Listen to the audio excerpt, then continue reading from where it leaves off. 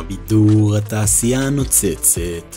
בין כל האמנים העולים בסגנון ההיפ-הופ, קיים אמן אחד שמתבלט בעולם המוזיקה.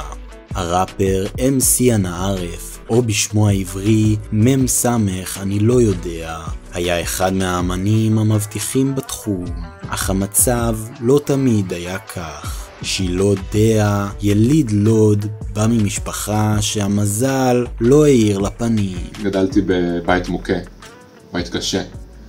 לא היה לנו שום דבר לאכול חוץ מלחם אחיד וגבינת סמק. אבא שלי הוא עזב אותי בגיל 8. אבל אני לא נותן לעבר להחזיק אותי, אני ממשיך קדימה. בגלל זה הוצאתי את האלבום הראשון שלי. אבא עזבת אותי בגיל 8. כזה אני. מסתכל קדימה. אנחנו לא יכולים להתקרב יותר, כי יש לי צו הפקה. אבל על הגבעה הזאת, גלשתי כל כך הרבה פעמים. החטפה שאחרי צבא. שום דבר לא אחליף את זה. אתה יודע איזה קשה זה לחיות באזור סיכון? פה, סינדרתי את קיינת סיפור, פעם ראשון. פה חיללתי את יונתן הקטן. הקריירה של שילה השתנתה לחלוטין כשהוא פגש באיש שיציל אותו מחיי הדלות. איש מסתורי שיהפוך לחבר אמת, דמות אם, בן זוג ואף חיית מחמד. רפאל. אז אנחנו נפגשנו בלילה, בחושך. אני ביקשתי ממנו שנקל בשביל צ'יטוס. ואז היינו ברחבת הריקודים, קראנו את הרחבה, הוא רקדן זה. אמרתי לו, תלך, אבל הוא הלך, הוא ממשיך לתוך החושך, ולא יכולתי לעקוב אחריו. אני רואה עדיין את האורות, מריח את הריחות, שומע את השמיעות. למה עשית את זה, רפאל? וזהו, זה הסוף של הסיפור. נכון, רפאל? על אף המפגש הלא שגרתי בין השניים, הקשר שנוצר ביניהם היה עמוק, ויחדיו השניים פרצו עם הלהיט הגדול, גם זה ייתקע. גם זה ייתקע. כמו התור בדואר, כמו האינטרנט, כמו המצב במדינה. גם זה ייתקע. כמו הפקק, כמו הצירות, כמו הזרת בפינה. גם זה ייתקע. כמו הקפסלוק, כמו החינוך, תשמע בקרוב. יו, השיר החדש של סוויפט, כן שטיילור סוויפט ייתקע לך בראש, וגם זה ייתקע.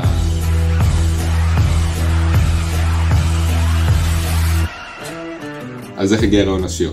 אני הלכתי בבית, בתחתונים. פתאום זה קאבי, זרת, שולחני, קאה. ואז חשבתי על זה, איך כל פעם, לא משנה איפה אני מזיז את השולחן, הזרת נתקעת בשולחן. וגם הרמזור, גם הוא נתקע. הסבתא מולי שבתור, גם היא נתקעת עם המוצרים. חשבתי על הקריירה שלי. בתור קופאי בסופר, איך אם אני לא אעשה משהו, גם זה ייתקע. ואמרתי, אני חייב לעשות שיר, אבל לא סתם שיר שישמעו אותו וכאילו, שגם זה כאילו יישאר. אתה מבין? הצמד המצליח הפך לאבן דרך בהיפ-הופ הישראלי, והוציא להיט אחר להיט. כל הגבינות מוכנות, העמק, טרה, צוריאל, איפה תנומה, לקטוז חלב ומוצריו, למה זה כזה כאב, כל הגבינות מוכנות לחרבו דרבו באסלה שלך. קטונתי, נתקע בשפרף, ילדתי מזה מיוחד, זהו, אני גמד. בכיכר תעודדי נשמה, אם לא בא לך לעוד. גשם שוב הגיע מוקדם, ויש פקקים בעיר בדרך לבריכה. תמיד אמרת שזה עולם שיגעון. בואי ונלך למטה לקטוף בננה, אני ואת. בואי ונלך למטה לקטוף בננה, אני ואת.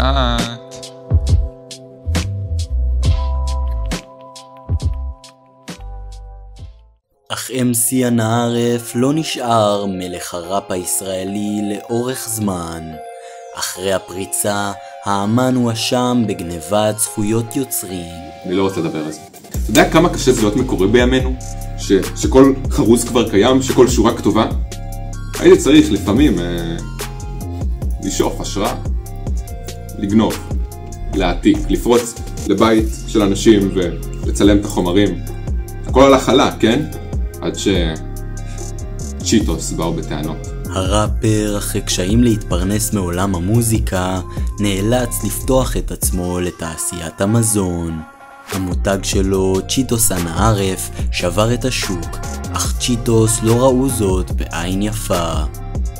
אני כעסתי, התאכזבתי, ואז כעסתי. אני לא מבין מה כל כך כאב להם לראות מישהו מצליח. שגם קצת כסף לכיס. באמת, טייקונים האלה, כלום לא עזר. מכרתי הכל, לא נשארתי עם כלום. כיום, את מי שפעם שיערו שיהיה הגדול מכולם, אפשר למצוא איפה שהתחיל, קופאי בסופר. ולמרות שהמוצרים ממשיכים לעבור, אנא ערף שוב תקוע. צריך לזכור שכולנו טועים, ואין אף אחד שהכל הולך לו תמיד חלק.